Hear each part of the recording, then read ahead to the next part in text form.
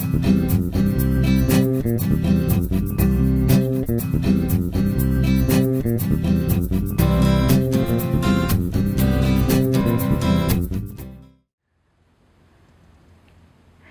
everyone, I'm Maggie Weldon from maggiescrochet.com, and I'm here to introduce you to a bunch of new baby booty patterns that we're going to be featuring on YouTube, and these are all free patterns.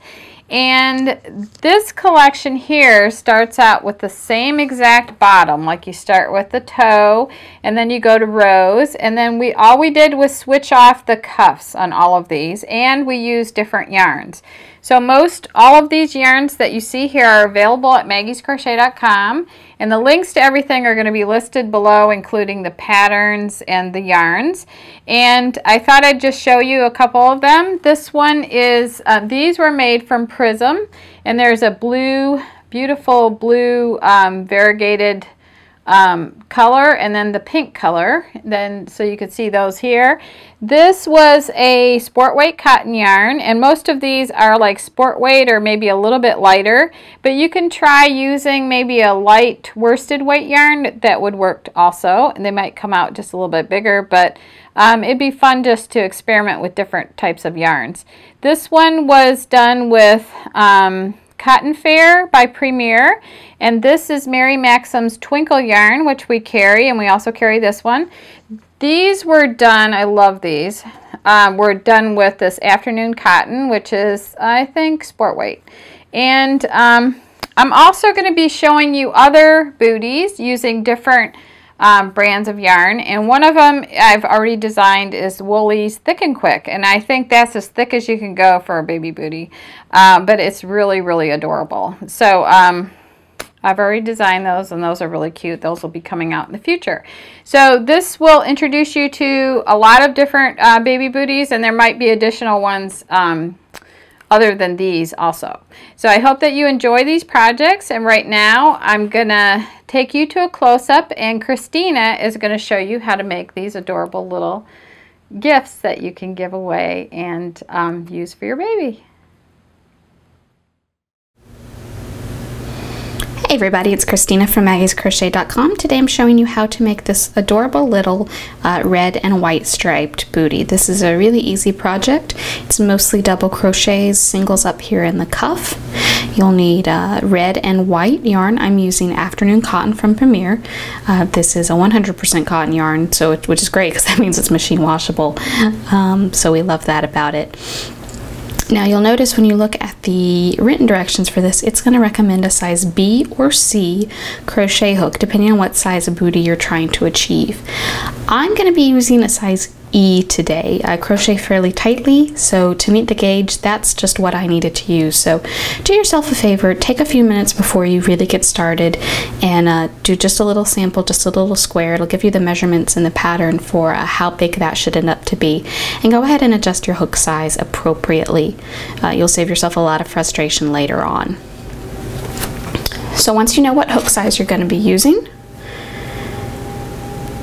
take red and make a chain of 4. That's where we're going to start, and then in the 4th chain from the hook, which is the one closest to your slip knot here, you're going to do 11 double crochets.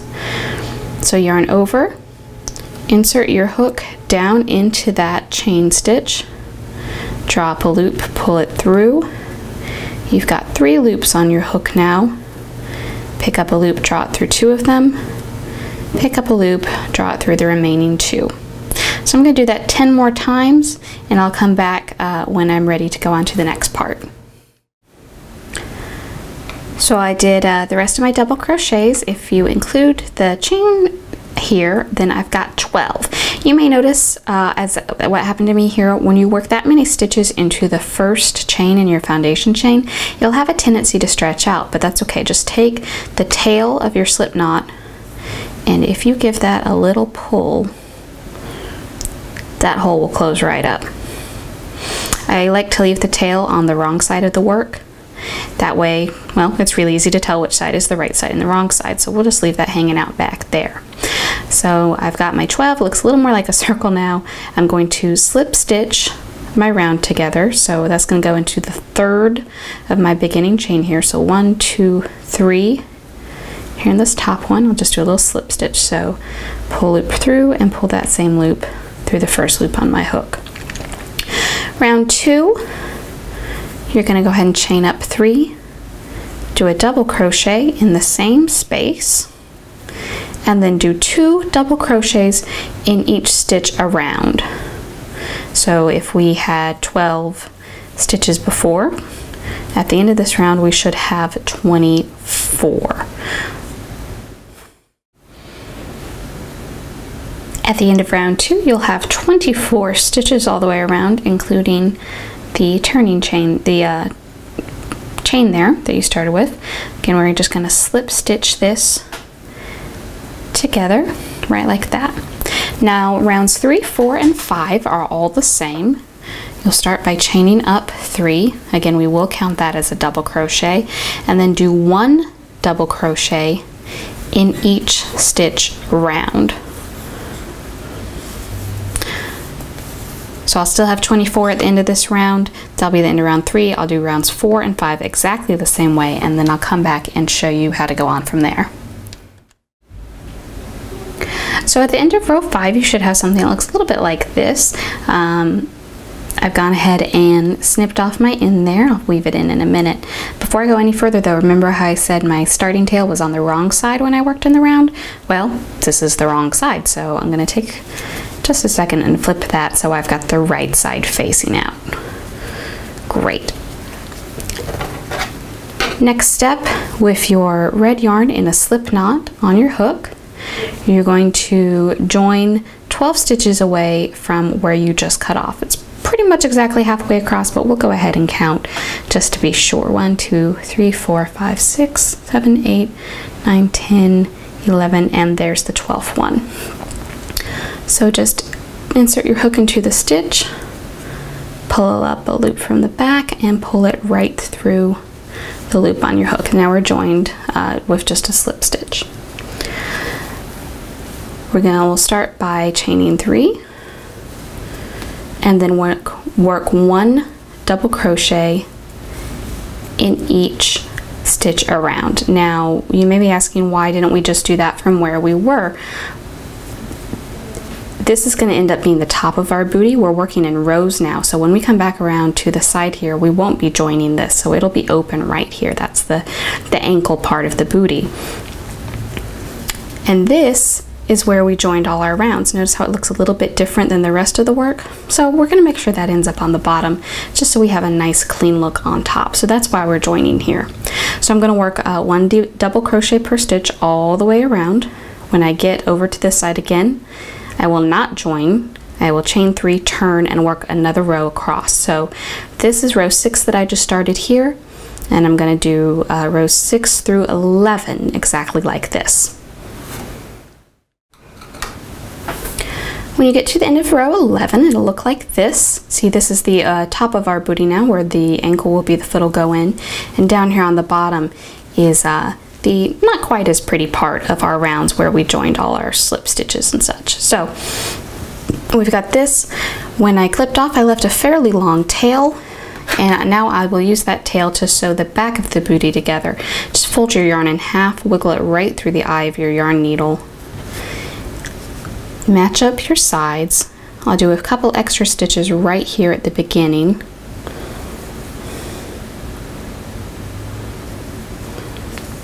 And then I'm going to do kind of a back stitch. So go down about 2 stitches, go back 1,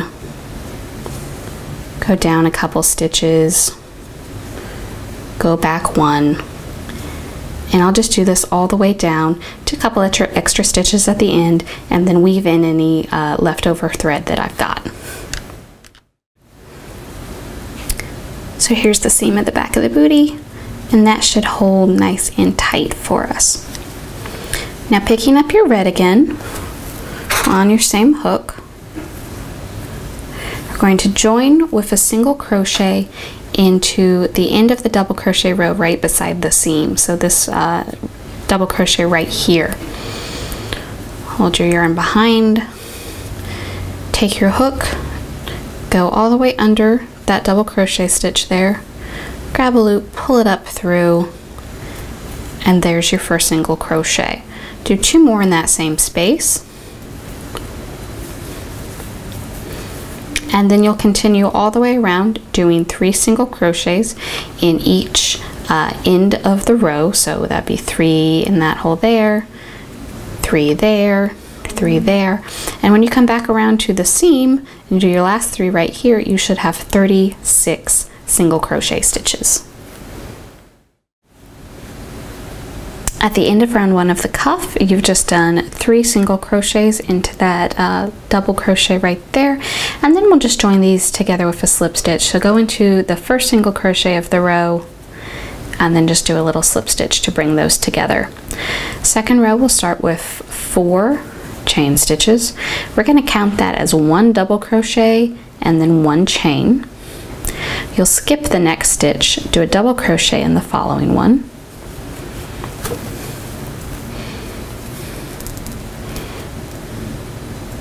chain 1, skip the next stitch, do a double crochet in the following one, and we'll keep working this pattern all the way around the row, creating these little window sorts of things that we'll use later. So just chain 1, skip the next stitch, double crochet into the following one, all the way around the row.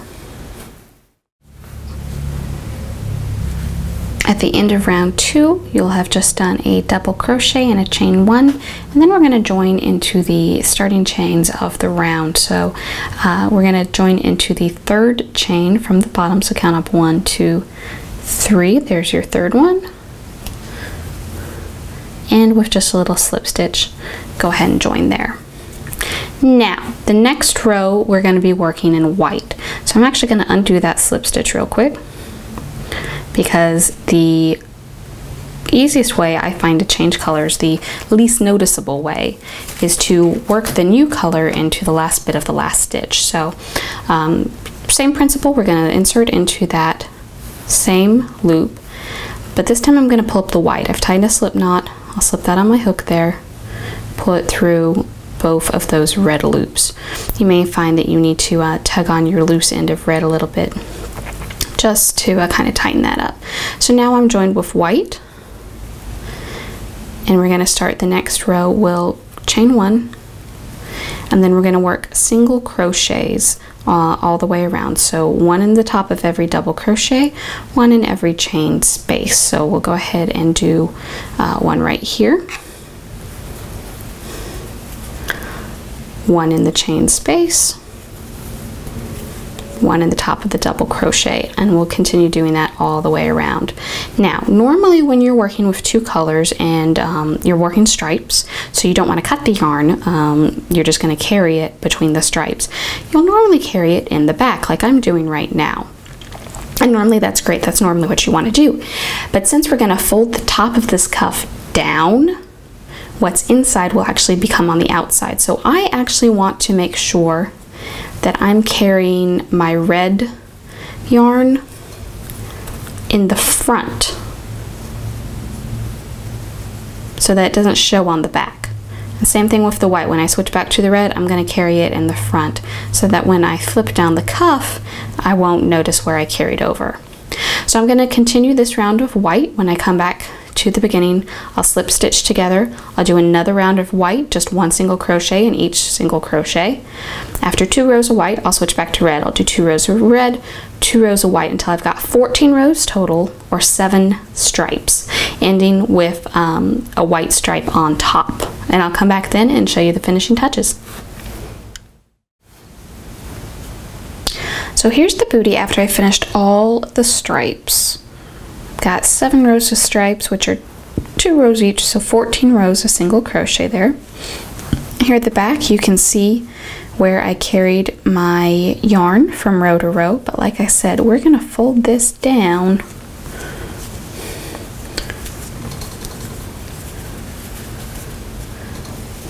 and now it looks perfect right there on the back. Can't hardly tell where the row stopped and started at all.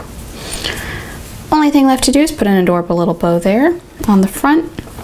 This is a chain of about, I guess about 18 inches long or so.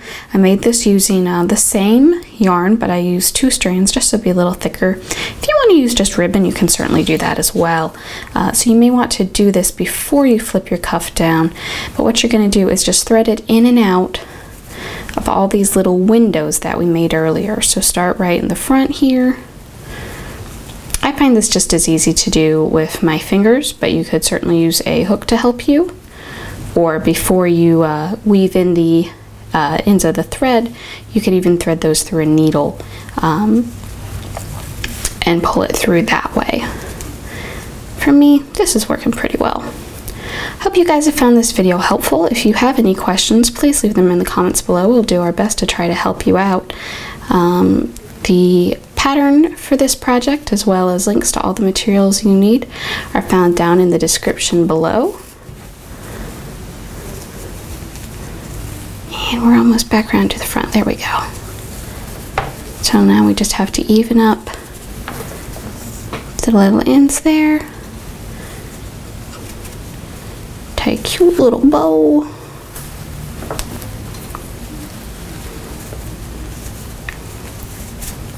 And there you have it. Thanks for watching, you guys.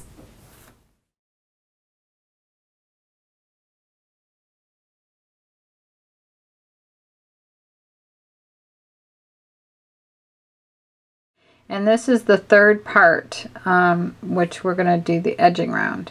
So at the end of row 13, so what that is to just go between these 2 shells and go into that space right there and work a single crochet like that.